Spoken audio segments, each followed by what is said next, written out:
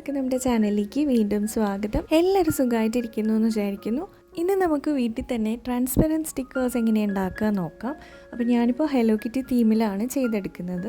അപ്പോൾ ഇതേ നമ്മൾ റെഡിയാക്കിയിട്ടുള്ള സ്റ്റിക്കേഴ്സാണിത്. ആദ്യം നമുക്കിതിൻ്റെ വർക്കിംഗ് നോക്കാം. ഇത് നമ്മൾ മുന്നേ ചെയ്തിട്ടുള്ള ഒരു മിനി നോട്ട്ബുക്കാണ്. അപ്പോൾ ആ ഒരു നോട്ട്ബുക്കിലേക്ക് ഇതേ ഈ ഒരു ബോൻ്റെ പിക്ചറാണ് സ്റ്റിക്ക് ചെയ്ത് കൊടുക്കാൻ പോകുന്നത്. ഡബിൾ സൈഡ് ടേപ്പോ അല്ല ഗ്ലൂവോ ഒന്നും ആവശ്യമില്ല.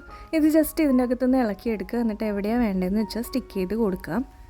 അപ്പോൾ ആദ്യം തന്നെ വേണ്ടുന്നത് ഹലോ കിറ്റിയുടെ പിക്ചറിൻ്റെ പ്രിൻ്റാണ്. അപ്പം കളർ പ്രിൻ്റ് എടുക്കാൻ ശ്രദ്ധിക്കണം. ഇനി വേണ്ടുന്നത് ഒരു സെല്ലോ ടേപ്പാണ്. അപ്പോൾ സെല്ലോ ടേപ്പ് എടുത്തിട്ട് ഇതിൻ്റെ മേലെ ചുളിവൊന്നും ഇല്ലാതെ ഒട്ടിച്ചു കൊടുക്കുക.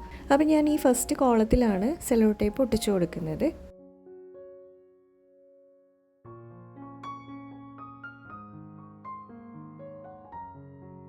ഇനി ഓരോന്നിനെയും സെപ്പറേറ്റ് ആയിട്ട് കട്ട് ചെയ്തെടുക്കുന്നുണ്ട്. അതിനുശേഷം കുറച്ച് വൈറ്റ് സ്പേസ് വിട്ടിട്ട് നമ്മൾ സ്റ്റിക്കേഴ്സൊക്കെ കട്ട് ചെയ്തെടുക്കുന്ന പോലെ ഇങ്ങനെ ഒന്ന് ഷേപ്പിൽ കട്ട് ചെയ്യുക.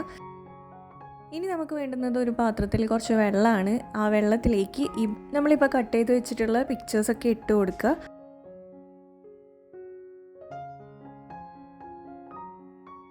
അഞ്ച് 10 സെക്കൻഡ് കഴിഞ്ഞിട്ട് ഈ ഓരോ ഇമേജിൻ്റെയും ബാക്കിലെത്ത ഈ ഒരു വൈറ്റ് പേപ്പർ നമ്മൾ ഇതുപോലെ കൈനെ കൊണ്ട് ഇങ്ങനെ ആക്കുമ്പോൾ അത് ഇളകി വരും. അത് മാത്രം ഇളക്കിയെടുക്കുക.